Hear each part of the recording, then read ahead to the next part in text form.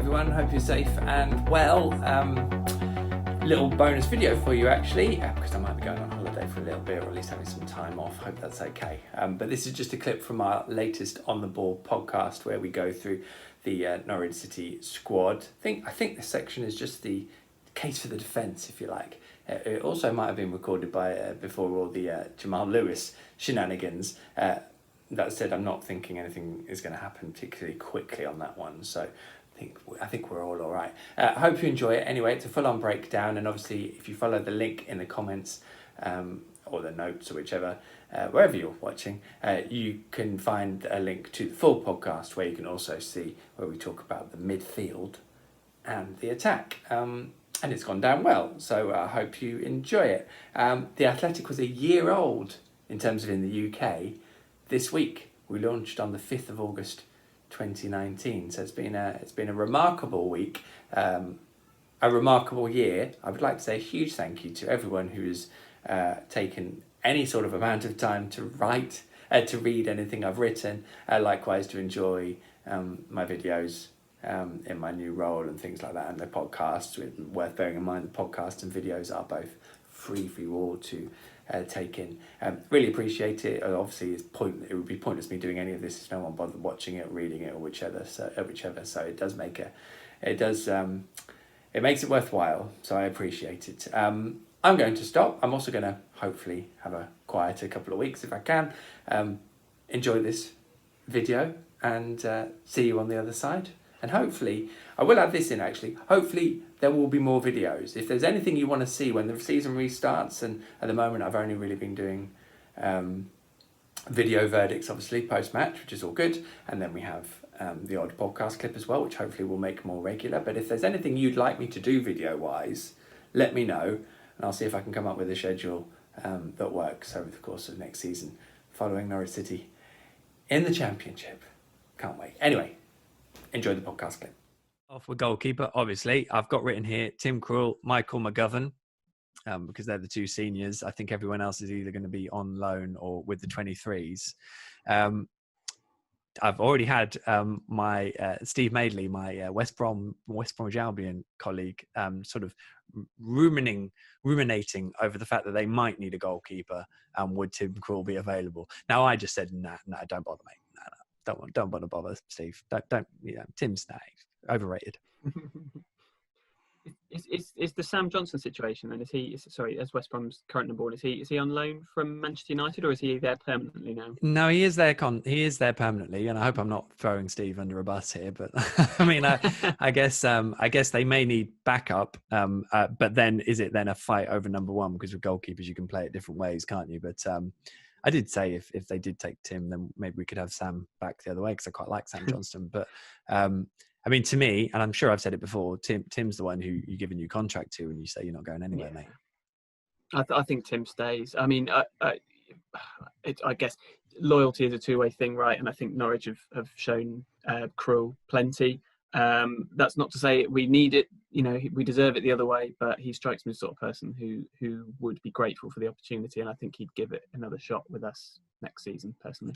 Player of the season, obviously, as well, which has since been confirmed. I mean, a Northern Ireland international, I don't think he's first choice anymore, but Michael McGovern kind of proven, and I'd say at Championship level as well, I don't think you'd have any real issues, Michael McGovern being your backup. But I do feel like there's a hole, Hodgie. I do feel like there's a goalkeeper missing, really, and maybe you always want to have three, don't you? I think for me, it's one of the younger players sort of maybe fill that void, just on a squad basis if someone needed to come in, because I mean, we've seen it before, obviously, but realistic, if you look at Norwich City's actual defence this season, then there's plenty of reason that you want to have multiple backups for various positions, but it would be quite the goalkeeping crisis if you ended up without your two first choice keepers. Just on McGovern, we have been there, by the way, so don't know that's happened. No, granted. Just on McGovern though, do you remember that game he had for Northern Ireland against Germany? I don't know if you remember. It got him the move. Aye, exactly. That just shows that. Every dog has their day. But yeah, ideally you would maybe want one more in, but if it was in the 23s, or maybe they think that one of the younger lads is ready to sort of fill that position of kind of third choice in his own right. It'll be an interesting one. Aston Oxborough is probably the one closest behind. It looks like he'll, by all accounts, will be joining Salford City on loan, although I don't think that's been confirmed. So I'm sure there's lots of ongoing situations with that. But I mean, Norwich have got quite a lot of young goalkeepers on their books, but they're not really ready to step up, and there is a bit of a gap that I can see, which I guess Remy Matthews would have filled. But did he sign for Ipswich in the end? Apologies, I've had a few days off. He was being linked with them, wasn't he?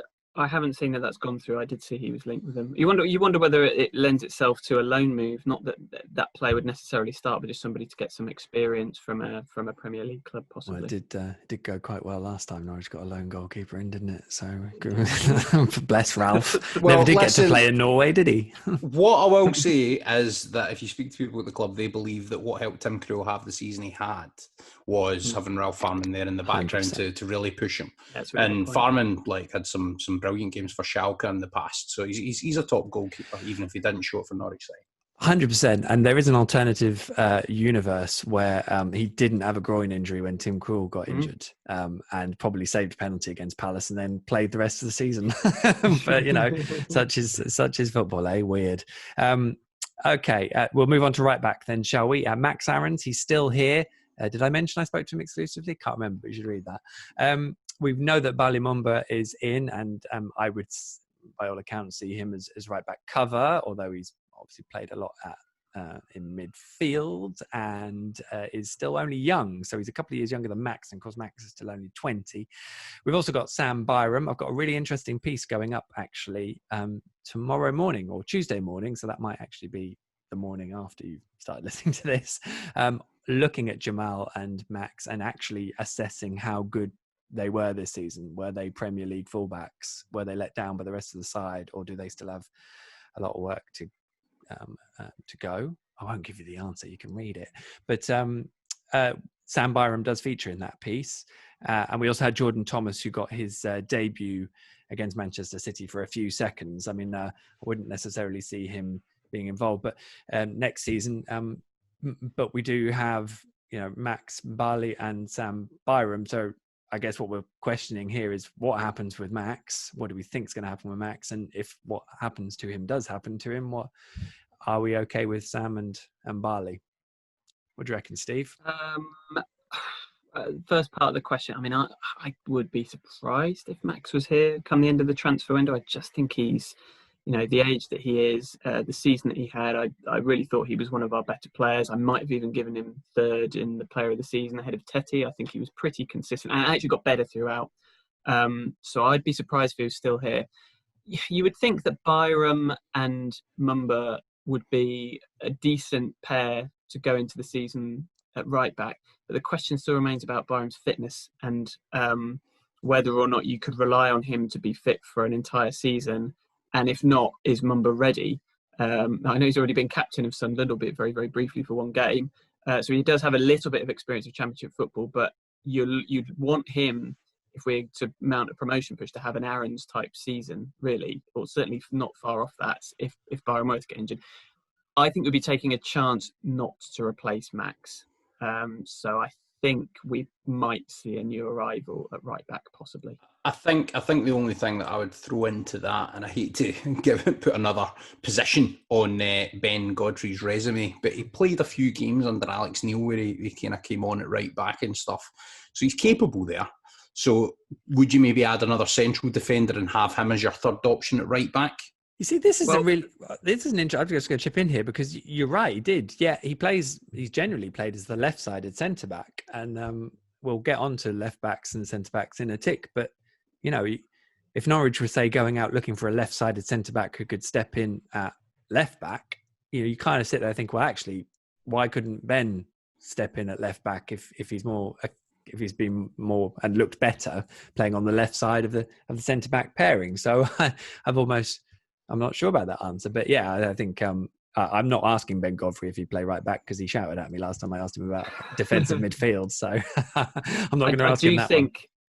I do think as well, and I don't want to preempt your piece about Jamal Lewis and Max Aarons, but what we ask the fullbacks to do in a Daniel Farke team is incredibly intense. They have to be so good going forward. They have to be so good defensively. Now, I think Godfrey could be that player, but the amount of work that those two guys have to go through, it's such a demanding role to play in our team. I do think you want a specialist in that position going into next season. I think he's definitely got the athleticism for it, though. And I remember, I was commentating a game where he scored an amazing goal against Coventry, playing in that position, that I remember. Went a bit mad. But, yeah, like, I don't know. I'm kind of into the idea of bringing in another central defensive body, especially after what we've seen this season, and maybe seeing if he kind of works there. But to be honest, we're just speculating anyway. I mean, the club, that's what we're going to do for the next half an hour. The club are going to have a plan. That's the one thing that I would say is, regardless of whether players come and go, whatever, there's going to be a sort of preemptive plan in place, right? If Max Aarons goes, then I think the club will know what they need to do to replace him. Whatever direction they go in, like, that remains to be seen. But it's not going to be like, oh, Max Aarons is gone, what are we going to do? Like, the whole nature of having a sporting director in that kind of model is the idea that you've got plans in place for if that happens. 100%. I have to say, out of all the crown jewels, if you like, Max is the one I would kind of be disappointed if he left. But that's just a feeling, really. I think there's something about Max, and I think that and with all of these guys, by the way, especially these top-rated youngsters, and I've said it for weeks, so much depends on who's coming in for them and how much they're offering. So it's worth saying at this point, as far as I know, no one has picked up the phone properly and had a chat with Norwich about anyone. No, and you think about how highly rated these players are supposed to be. It's quite every day we're hearing Sky Germany or Sky Italy or Sky this or like other outlets as well, just saying that people are interested. There's been nothing concrete and nothing confirmed yet. So at the moment, it's all speculation. What I'm intrigued by, though, you said about Max, Michael. For me, the one I would be most disappointed to lose would be Ben Godfrey. What about you, Steve? Well, I love watching Emi Buendia, so that will always be the answer for me, because I know he has his faults, but as a fan, you pay to watch these exciting players. You don't at the moment, but Emi's the one who gets me off my seat. I love Max as well, but I would be gutted if we lost Buendia, especially if it was to Leeds United. Oh, yeah, well, that goes without saying. Let's move on to left backs then, shall we? Because obviously there's a similar debate on the other side. We've got Lewis, Sam McCullum, and Philip Heiser, just in case anyone forgot about him. I mean, whether he's an option in the Championship, I would sort of wince. I'm not really sure. It's not because it's painful, but because I don't know. I do remember watching Crawley away in the League Cup, who were in League Two, and Philip had a difficult time defensively, I think it's fair to say. So looking at that now, I mean, to me, it would say that if Jamal Lewis was to go, it's all very well having Sam McCullum, and also knowing Sam Byram can step in, but you probably would need someone else there. Do we think Jamal will go? He's one that I can remember, particularly early on in the season, there was quite strong links with Liverpool. And obviously Stuart Webber still will have some sort of contact there, having run the youth academy recruitment at one point. So I don't know. It's a weird one, because I think Jamal has probably had the season with the fewest bombastic moments of all these crown jewels that we talk about. But he's also been so consistent, and you could argue he's been the most consistent of them. I don't know if you guys would agree with that. But on that basis, it does seem plausible with the kind of game that Jamal's got, that you could see clubs going, do you know what, he's really solid, he's really dependable as potentially, I don't know if he would walk into any first teams in sort of top leagues in Europe, but definitely as a squad option to try and prove himself. I can see why teams, maybe in Italy or something, might make a move because he's so defensively solid. I think we'll keep Jamal. Personally, in fact, I wrote something for a Liverpool podcast recently, so I've had a bit of time to think about this. I think we would ask for 20 million maybe for him, and I agree with Stu. I'm not quite sure he's ready to walk in and be a first choice player, in the same way that I would say about Max. And I don't know if there are that many Premier League teams that would be prepared to spend that sort of money on someone that's not going to be that player, because we will ask for a lot of money for Jamal. So I personally think he will stay. I do think that McCallum might be a ready-made replacement for him if he did go. Again, I agree about the lack of depth. I don't think we'll see Heisa play, certainly not in a league game for us again.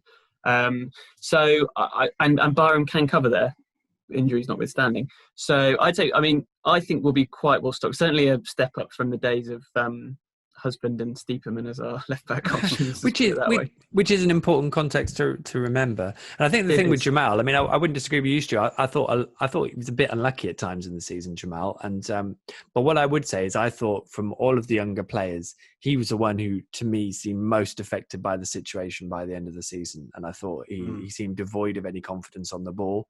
And I think that's why I would guess he will still be at Norwich. It will depend on probably whether Norwich feel what interest they get, but also at what point they feel, well, I think we might move him on. But then it's a big moment. Is Jamal's still here, for him to rediscover what he had. He's got to prove then that he's improved and taken on board this season, rather than it really crushing him.